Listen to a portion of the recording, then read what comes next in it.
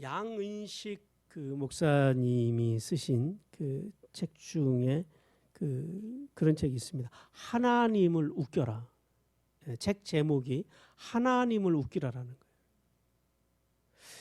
거예요. 그 책의 내용 중에 이런 그 내용이 있습니다.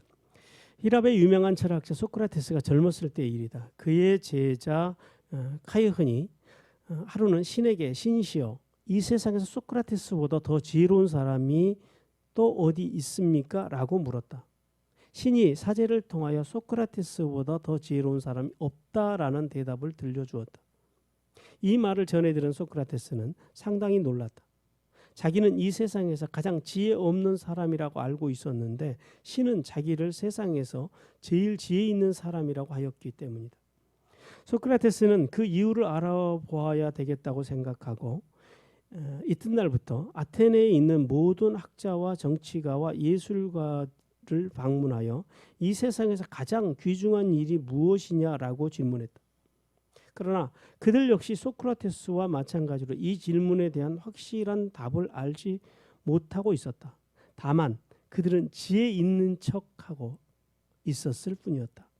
소크라테스는 그제서야 신이 왜 자신에게 가장 지혜가 있다고 했는지 깨닫게 되었다. 그 이유는 소크라테스는 자신이 무지하다라는 사실을 너무나 잘 알고 있었기 때문이다. 그러나 지혜 있는 척하고 있는 많은 사람들은 자신이 무지하다라는 사실조차 깨닫지 못했던 것이다. 성도가 하나님을 믿는 첫걸음도 자신이 하나님 앞에서 죄인이라는 사실을 아는 것이다. 인간은 죄로 말미암아 전적으로 타락하고 부패하였기 때문에 하나님의 은총이 필요하다라는 것을 알 때 훌륭한 성도가 될 수 있다. 하나님 앞에 가장 큰 자는 자기 자신이 죄인임을 아는 자이다. 철학자 탈레스는 그의 제자들에게 이 세상에서 가장 쉬운 일은 남을 비판하고 판단하는 일이고 가장 어려운 일은 자기 자신을 아는 일이라고 말했다. 탈레스가 세상에서 가장 쉬운 일이 뭐래요? 남을 비판하고 판단하는 것. 반대로 제일 어려운 것은요. 자기 자신을 아는 것. 복음이신 예수 그리스도를 믿고 구원받는 우리에게 가장 중요한 것 중에 하나가 바로 이 정체성입니다. 내가 누구냐라는 거예요. 내가 어디 있느냐라는 거예요. 내 위치가 어디냐라는 거예요. 하나님께서는 구원받은 우리가 그리스도 안에서 여전히 죄의 본성을 가지고 있기는 하지만은 더 이상 우리가 죄의 지배, 죄의 영향력 아래 있지 않은 존재라고 말씀하십니다. 그러니까 죄인이지만 죄인이 아니다라는 거예요. 뿐만 아니라 나가서 이제 우리의 죄를 지적하는 그리고 정죄하는 우리가 더 이상 그러한 율법 아래 살지 아니하고 하나님의 사랑 십자가의 은혜 아래 있고 또 그 은혜 때문에 우리가 자유하게 되었고 그 은혜로 인해서 우리가 온전하게 되었다라고 성경은 우리에게 말씀합니다. 그러므로 성도는 지난 주일에 하나님께서 우리에게 주신 말씀대로 성자 예수 그리스도의 그 은혜 아래서 복음이신 예수 그리스도를 믿음으로 죄로부터 완전히 우리가 그 구원받은 존재라는 사실을 첫째는 알라, 바로 아는 것이 중요하다라고 말씀하셨습니다. 그리고 더 나아가서 또 우리의 죄값이 십자가에서 완벽하게 지불되었음을 수학 문제를 풀듯이 논리적으로 분명하게 결론적으로 여겨라, 즉 시인하라라는 거예요. 누가 와서 아무리 우리를 향해서 여전히 네가 죄의 그늘 아래 죄의 종으로 살고 있다라고 말해도 그거 아닌데 라고 수학적으로 답을 찾아내듯이 그런 확신 가운데 있다라는 사실을, 그런 우리의 상태에 있다라는 사실을 우리가 시인하라라고 주님께서 말씀하셨습니다. 그리고 이제는 그러므로 이제 더 이상 죄의 종처럼 죄의 노예처럼 살지 말고 하나님께서 마음껏 사용하시도록 자신의 마음과 인격을 온전히 드리는 삶을 향해서 나아가라라고 주님께서 말씀합니다. 이제 오늘 15절부터는 그러면 이제 드리며 살아가는 하나님의 사람들이 어떻게 살아가야 될 것이냐, 좀 더 구체적으로 주님께서 우리에게 말씀하십니다. 첫 번째, 의의 종이라는 정체성을 분명히 가짐으로 너희가 드리는 삶을 살아가라고 말씀하십니다. 앞에서 말씀드린 바와 같이 우리가 내가 누구인지 아는 것, 그것이 굉장히 중요합니다. 여러분, 성화의 삶을 살아가는 성도는 의의 종으로서 예수 그리스도의 순종의 본을 따라서 살아가라고 15절과 16절을 통해서 우리에게 말씀합니다. 세상에는요, 두 종류의 사람이 있습니다. 예수 그리스도의 은혜 아래 살아가는 사람이 있고 또 한 사람은 율법 아래 살아가는 사람들이 있습니다. 그런데 하나님께서는 오늘 우리에게 예수 그리스도를 구주로 모시고 살아가는 우리를, 은혜 아래 살아가고 있는 우리에게 오셔서 뭐라고 말씀하시냐면 너희가 의다, 의의 사람이라고 말씀합니다.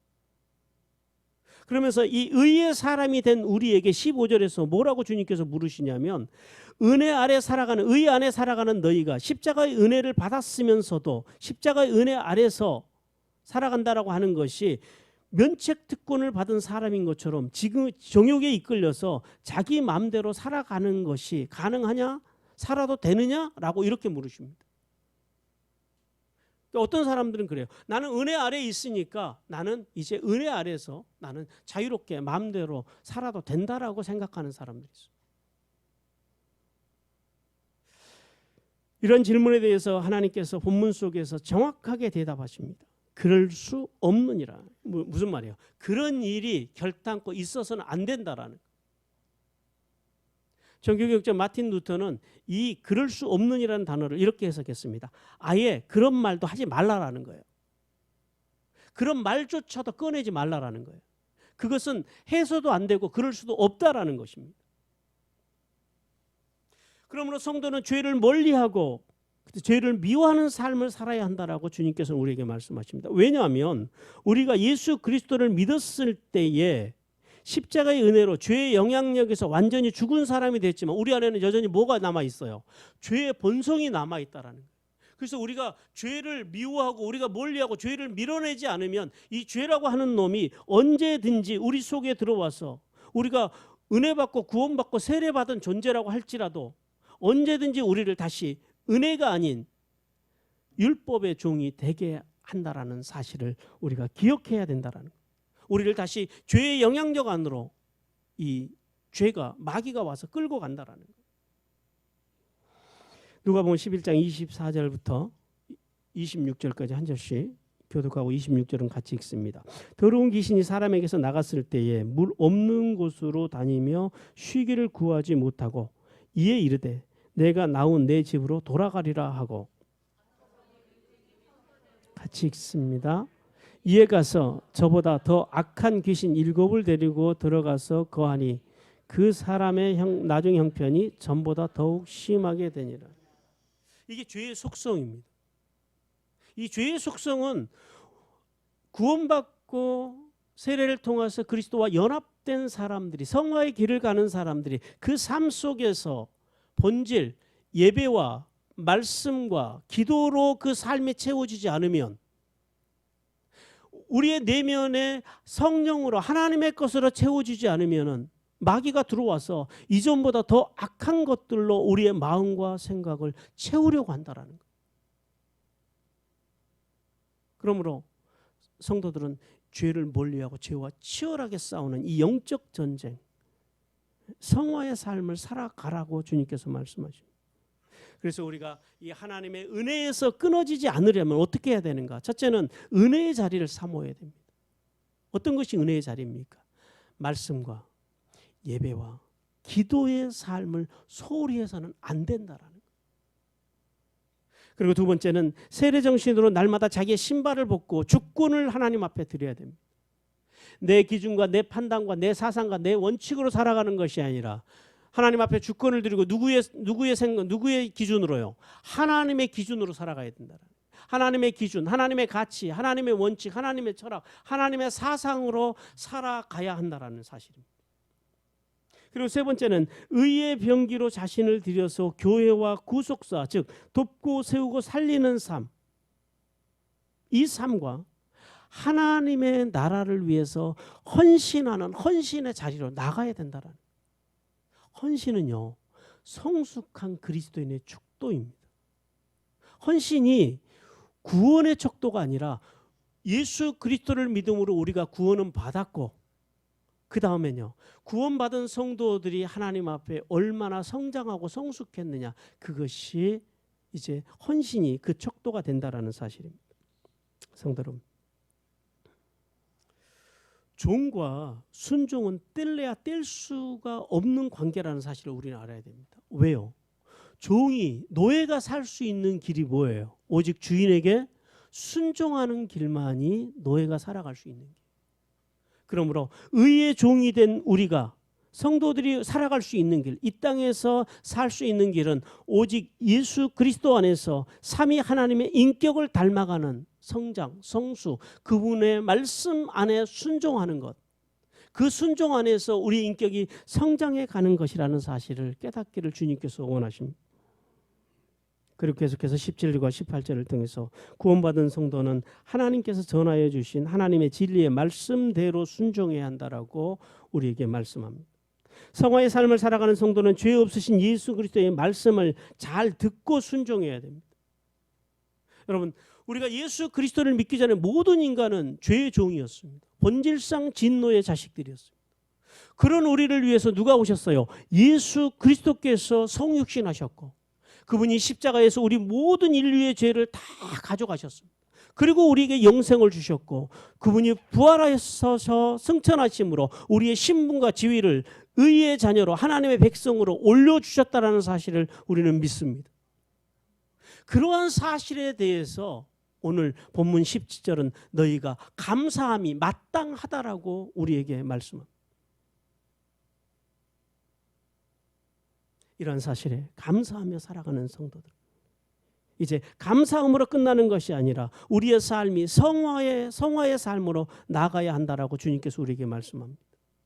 그 성화의 삶으로 나갈 수 있는 길은 여기 있습니다. 예수 그리스도께서 하나님의 말씀에 순종의 모범을 보여주신 것처럼 오늘 본문에 보니까 그래요. 교훈의 본이라고 그래요.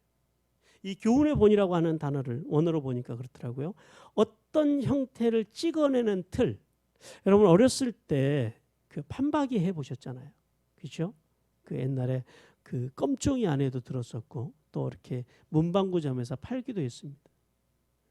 요즘 아이들 보면은 이렇게 손등에 어린이날 같은데 하고 다니는 아이들도 보는데요. 동전을 가지고 이렇게 판박이를 긁잖아요. 벽이나 손이나 이런 데다가. 그럼 그게 그대로 가서 거기에 이렇게 새겨집니다. 여기서 교훈의 본이라고 하는 것은 그런 거예요. 예수 그리스도께서 말씀에 순종하셨던 그 틀, 그 판박이 그대로 우리가 그분처럼 우리가 판박이 되어져서 그분처럼 그분의 모습 그대로 그분이 순종하셨던 예수님이 순종하셨던 그 형태 그대로를 닮아가는 것, 이것을 뭐라 그러냐? 교훈의 본이라고 합니다. 결국 성화라고 하는 것은 뭐를 기반으로 해요? 진리의 말씀을 기반으로 합니다. 그 말씀에 순종하셨던 예수 그리스도처럼 우리도 그 말씀에 순종해 가는 것, 이것이 성화의 모습이라는 거예요. 그러니까 말씀 없으면 성화가 가능해요? 불가능해요? 절대 불가능합니다. 하나님께서는 우리가 그런 하나님을 예수 그리스도 안에서 예수 그리스도가 순종의 모범을 보이셨던 것처럼 우리가 예수 그리스도를 닮아가는 것, 그분을 판박이 되어져 가는 것, 그것을 오늘 우리에게 원하십니다. 그러므로 죄로부터 의롭게 살기 위한 그 갈망, 자유, 그 자발적인 순종, 그 순종이 우리 안에 있어야 한다고 주님께서 말씀하십니다. 갈라디아서 2장 16절입니다. 사람이 의롭게 되는 것은 율법의 행위로 말미암이 아니요 오직 예수 그리스도를 믿음으로 말미암은 줄을 알므로 우리도 그리스도 예수를 믿나니 이는 우리가 율법의 행위로서가 아니고 그리스도를 믿음으로써 의롭다함을 얻으려 함이라. 율법의 행위로는 의롭다함을 얻을 육체가 없느니라. 율법의 행위로 의롭다함을 얻을 수 있대요, 없대요? 없다고 말씀합니다. 무슨 말이에요? 결국 순종이라고 하는 것이 어디서 나와요? 믿음에서 나온다라는 거예요. 믿음은요, 말씀에서 나온다라는 거예요. 그러니까 우리가 예수 그리스도를 따라 의롭게 된 자녀로서 우리가 순종의 삶을 살아가려면 뭘 잘해야 돼요? 하나님의 말씀을 잘 듣는 것. 하나님의 말씀 속으로 들어가는 신앙이 오늘 우리에게 필요하다라고 주님께서 말씀하십니다. 또한 계속해서 18절을 통해서 하나님께서는 예수님의 십자가의 사랑으로 죄의 영향력에서 벗어난 성도는 자유함 속에서 자신의 삶과 인격을 온전히 드려야 한다라고 말씀합니다. 오늘 본문에 보니까 그래요. 너희가 의의 종이 되었다라고 말씀합니다. 이 말씀은 종이 자신의 뜻대로 살아갈 수 없는 것처럼 이제 예수 그리스도를 믿어 복음이신 예수 그리스도를 믿어서 이제 그분의 은혜로 이제 의의 종이 된 의의 자녀가 된 우리는 이제는 결단코 의의 영향력 안에서 벗어나서는 안 된다라는 거예요. 우리는 그분께 예속된 사람들, 그분께 속한 사람들이 되었기 때문에 그분을 떠나서는 결코 우리는 살 수 없는 존재가 되었다라고 말씀합니다. 그래서 인간은 죄의 종으로 살든지 아니면 예수 그리스도 안에서 의의 종으로 살든지 둘 중에 하나를 선택해야 됩니다. 여러분, 어떤 그리스도인들은요, 자신이 예수 그리스도를 한번 믿는 순간 그 구원을 받았고 그 구원의 감격만을 가지고 일평생 동안 살려고 하는 그런 그리스도인들이 있습니다. 그러나 우리가 기억해야 하는 것은 한 번의 구원의 감격을 경험한 것으로 구원이 정해진 운명이라고 생각해서는 안 됩니다.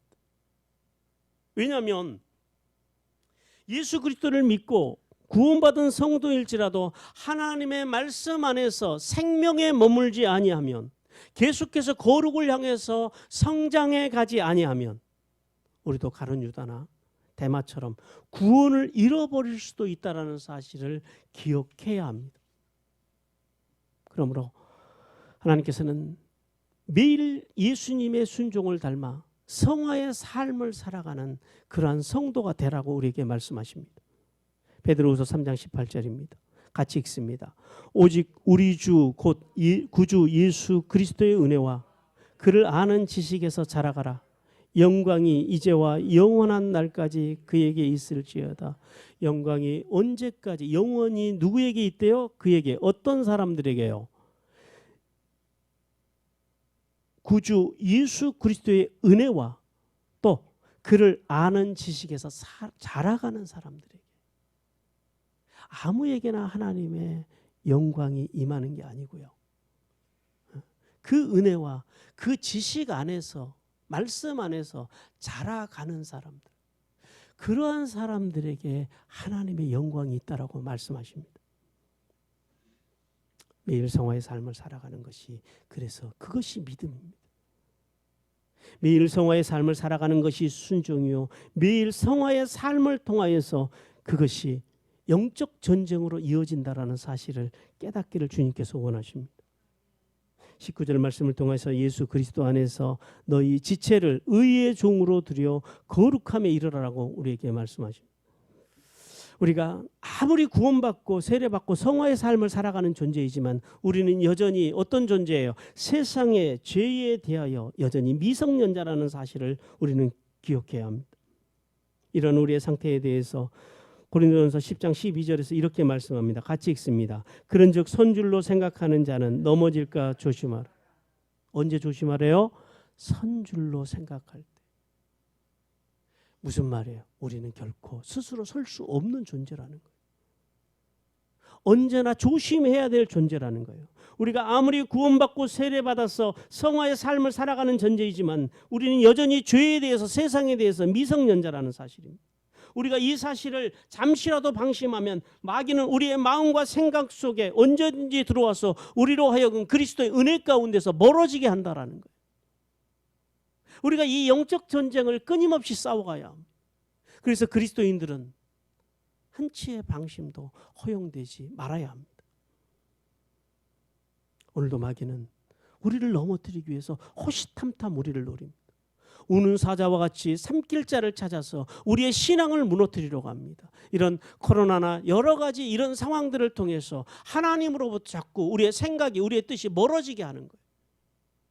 교회 안에서 어떤 성도 간의 불편함들을 통한 불편한 그런 분위기를 만들어서 그 불편함을 통해서 우리로 하여금 하나님의 은혜에서 멀어지게 한다라는 거예요.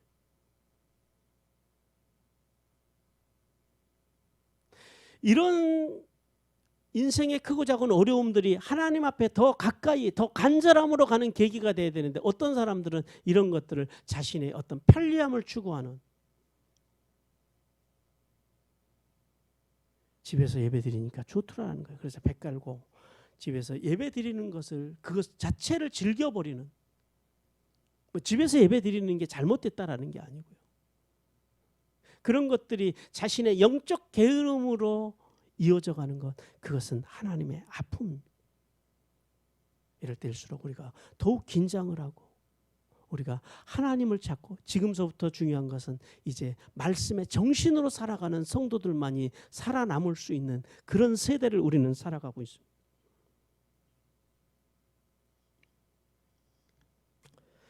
그러므로 우리가 이 죄의 영향력 아래에 들어가지 않으려면요, 우리가 잘해야 되는 것이 하나 있어요. 뭐냐면은 우리가 늘 마귀가 주는 그런 생각들에 사로잡히지 않고 예수 그리스도의 말씀에 붙어 살아가야 합니다. 이것을 우리는 붙어 생존의 원리라고 합니다.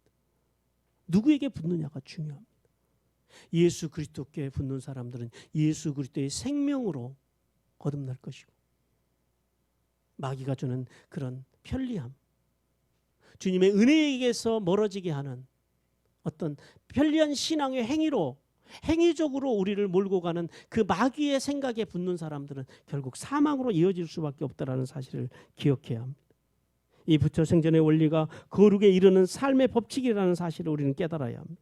그러므로 이 본문 속에서 거룩함에 이르라 하고 하는 이 말씀은 성도의 삶이 거룩하게 되어져가는 과정을 우리에게 의미합니다. 구원받은 성도 앞에는 항상 죄의 길과 의의 길, 두 갈래 길이 있습니다.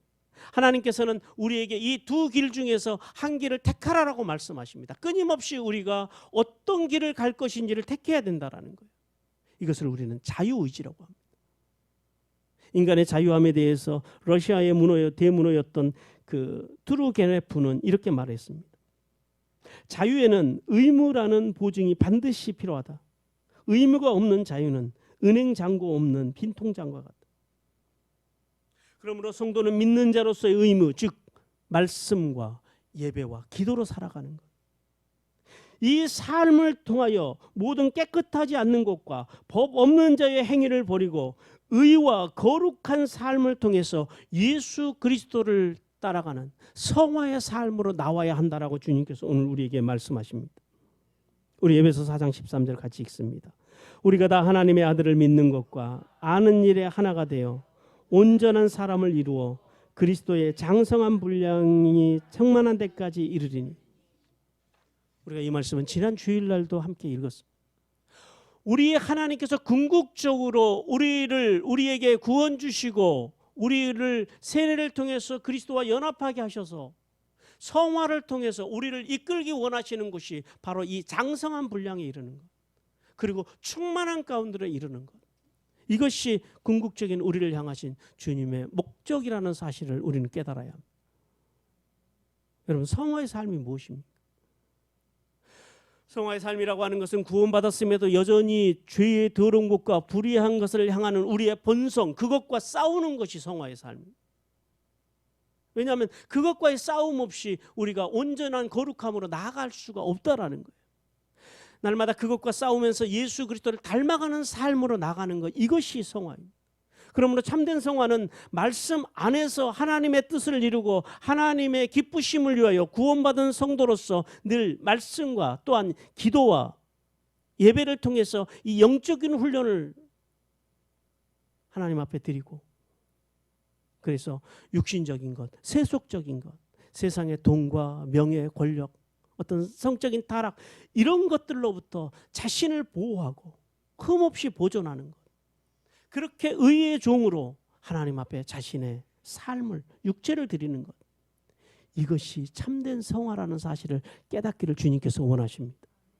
성도 여러분, 하나님께서는 구원받은 우리가 복음이신 예수 그리스도를 믿고 진리의 말씀을 쫓아서 예수님께서 순종의 본을 보여주셨듯이 우리의 삶의 목표를 예수 그리스도를 닮아가는, 날마다 거룩함을 추구하는, 거룩을 향하여 나가는 삶이 되라라고 주님께서 말씀하십니다. 또한 날마다 말씀의 은혜와 예배를 통한 사랑과 기도를 통한 교통으로 그 거룩한 삶을 향하여 성화의 삶을 살아갈 때 하나님께서 하늘에 있으며 땅에 기름진 복을 주시겠다고 우리에게 말씀하십니다. 오늘 본문 통하여 두 번째 메시지는 의의 열매를 맺으라라는 것입니다. 자신의 정체성을 분명히 안 성도들은 이제 그 다음부터는 의의 열매를 향해서 나가야 한다라고 주님께서 말씀합니다. 먼저 20절 말씀에 보니까 죄의 종의 특징에 대해서 말씀합니다. 이 죄의 종으로 살아가는 사람의 특징 중에 하나가 뭐냐면은 오름, 즉 하나님의 의를 거부한다라는 거예요. 여러분, 사람들은 무엇에 관심이 있느냐에 따라서 그의 말과 행동과 그의 관심사가 달라집니다. 세상적인 관심이 있는 사람들은 세상적인 가치를 섬기면서 살아갑니다. 그러나 하나님의 나라에 관심이 있는 사람들은 본질에 충실합니다. 말씀과 예배와 기도를 중심으로 살아간다라는 것. 오늘 본문 20절을 통해서 주님께서 죄의 종이 의에 대하여 자유하게 되었다라고 말씀합니다. 이 말씀의 의미는 예수 그리스도를 믿지 않는 인간의 특징을 보여주는 말씀인데요. 예수 그리스도를 믿지 않는 사람은 죄의 권세자인 마귀에게 붙잡혀 있으므로 의, 즉 하나님의 오름을 거부한다라는 겁니다. 이것이 악한 사람들의 특징입니다. 마태복음 12장 22절입니다. 같이 읽습니다. 그때에 귀신 들려 눈멀고 말 못하는 사람을 데리고 왔거늘 예수께서 고쳐주심에 그 말 못한 사람이 말하며 보게 된지. 여러분, 마귀에게 사로잡혀 살아가는 인간의 특징은 교회를 다녀도 하나님의 눈으로 볼 수 있는 능력이 없다라는 거예요. 하나님의 눈으로 보지를 못해요. 그리고 하나님의 말씀의 지배를 받지 않습니다. 이런 사람들은 자신이 보고 싶은 대로 보고, 자신이 믿고 싶은 대로 믿고, 자신이 말하고 싶은 대로 말하고, 자신이 행동하고 싶은 대로 행동하면서 타락과 부패의 삶을 살아갑니다. 그러니까 우리가 종종 보잖아요. 교회를 다니면서 악해진 사람들, 교회를 다니는데 사람이 악해요. 그런 사람들이 안 믿는 사람들보다 더 악하게 변하는 것, 그런 것들을 우리는 매스컴을 통해서 우리가 또 가까이에서 그런 목회자들과 그런 교회 장로들과 그런 그리스도인들을 우리는 너무 흔하게 보고 있다라는 사실입니다. 이것이 이 시대를 향한 하나님의 아픔입니다. 여러분, 믿음의 사람들은 그러면 안 되는 거예요. 의의 종으로 살아가야지. 믿음의 사람들, 교회를 다닌다고 하면서 죄의 종이 되면은요, 오늘 아까 그 예수님의 말씀처럼 이전, 예수 믿기 이전보다 그런 사람들은 더 삶이, 더 그 인격이 더 망가진다라는 사실을 우리는 깨달아야 합니다. 그래서 그러지 않기 위해서는 우리가 날마다 성화의 삶, 말씀을 중심으로 예수 그리스도께서 우리에게 보여주신 그 본을 따라가는 삶을 살아야 한다라고 말씀합니다. 성화의 삶을 살아가는 성도들, 끊임없이 우리가 이런 죄의 유혹과 싸우면서 승리하는 삶을 살아야 한다라고 주님께서 우리에게 말씀합니다. 성도 여러분, 예수님께서는 예수 그리스도의 그 십자가의 은혜로 구원받은 우리에게 자유를 주셨습니다. 이 자유를 하나님의 영광을 위해서, 하나님의 나라를 위해서, 그리고 나의 성화를 위해서 써야 하는데, 어떤 사람들은 이 자유를 무책임하고 무절제하게 사용합니다. 그리고 내가 누구네 하면서 그것을 가지고 하나님의 교회를 망가뜨리고 하나님의 사람들의 마음을 생채기 내는 그런 무서운 죄 가운데 빠진 사람들을 봅니다. 우리는 하나님이 주신 이 자유를 잘 활용함으로 하늘의 복과 땅의 복을 받고 자손만대가 주님 안에서 형통한 복을 받기를 주님께서 원하십니다. 계속해서 21절과 23절 상반절에 보니까 이 육신의 적용을 따라 살아가는 삶은 부끄러운 것이며 그 열매는 사망이라고 말씀하십니다. 주의 종으로 살아가는 사람의 삶의 자리는 부끄러운 일과 부정한 일과 불법한 일에 마음과 생각이 항상 머물러 있기 때문에 그러한 사람들 속에서는 냄새가 나요. 어떤 냄새요? 사망의 냄새가 난다. 우리가 그렇잖아요. 어떤 사람과 대화를 하고 나면 어떤 사람들은 대화를 하면 마음이 즐겁습니다. 만나면 좋아요. 근데 어떤 사람들은 만나면 괜히 말을 나누고 나면 마음이 불편해요. 뭐가 알아요? 우리 안에서 우리의 영이 아는 거예요.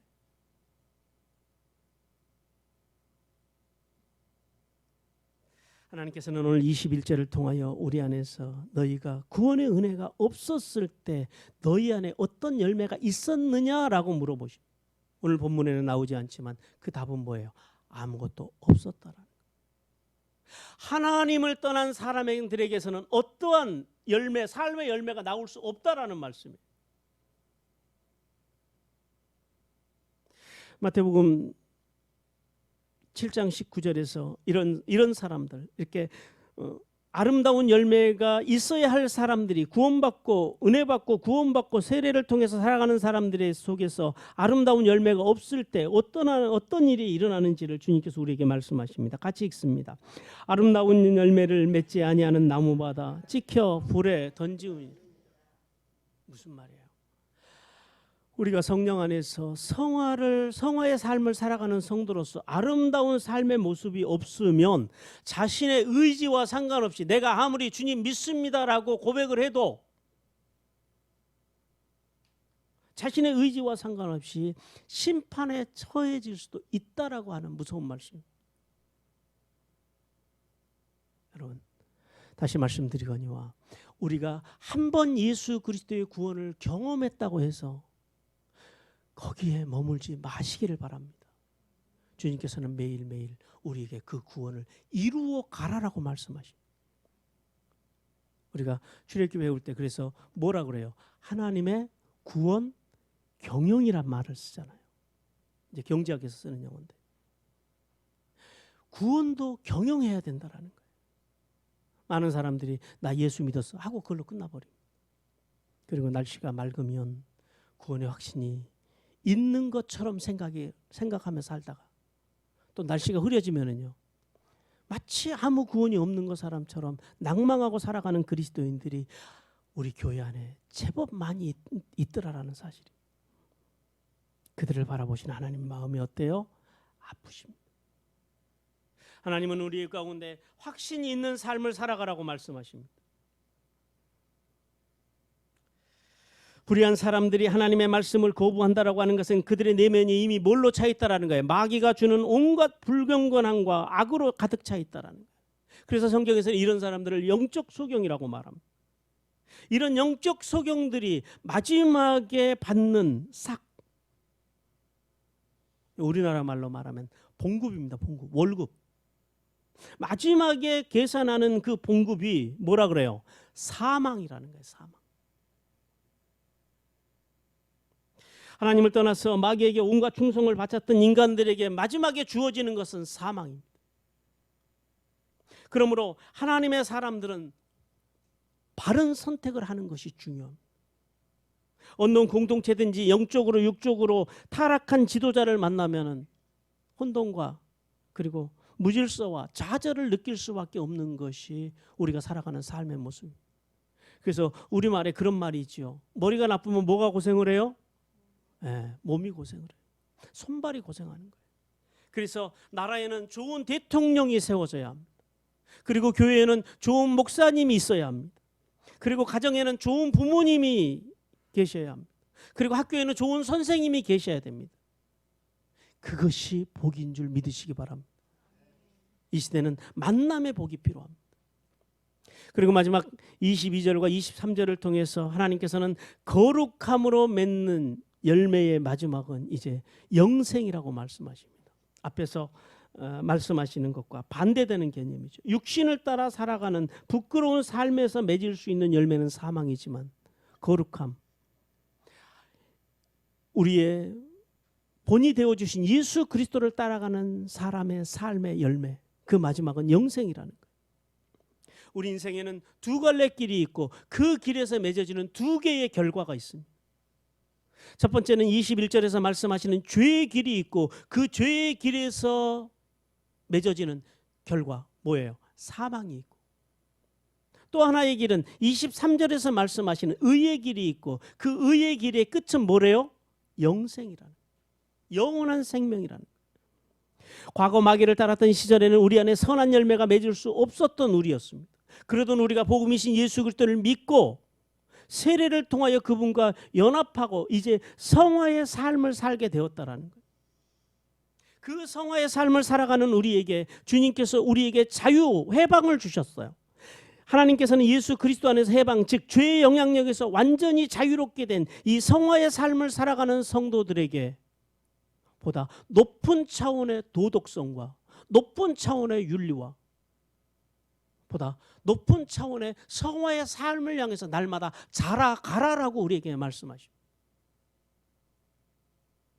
여러분, 우리는 대한민국이라고 하는 기가 막힌 나라에서 살아가고 있습니다. 왜냐하면 제가 전에 그 30대 때 인도네시아를 다녀왔었는데요. 그러다가 이제 거의 한 5년 만에 인도네시아를 다시 갔어요.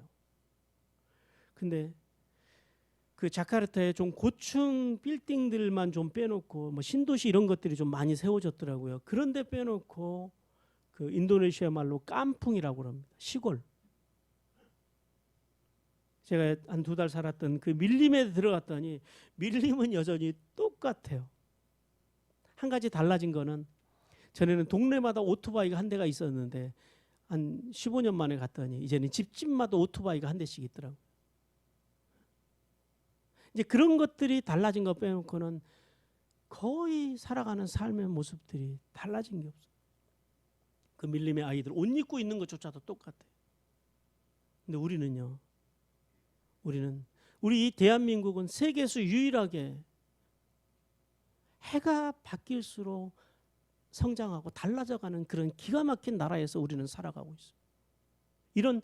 이런 발전을 이루면서 살아가는 민족이 세계에 그렇게 많지가 않더라라는 거예요. 하나님의 사람들. 주님께서 요구하시는 삶은 바로 그런 것입니다. 우리가 예수 믿기 이전에 가졌던 죄를 따르던 그런 생활 방식들을 철저하게 버리고 뭘 따라가요? 하나님의 선하시고 온전하시고 기뻐하신 뜻 속에서 성장해 가는 것, 성숙해 가는 것. 어제의 내가 다르고 오늘의 내가 다르고 다음 달에 내가 다르고 내년에 내가 다르고 날마다 하나님 안에서 성숙해 가는 삶. 하나님께서 요구하시는 성화는 바로 이러한 삶이라는 사실을 깨달으시길 바랍니다. 에베소 4장 24절입니다. 같이 읽습니다. 하나님을 따라 의와 진리의 거룩함으로 지으심을 받은 새 사람을 입으라.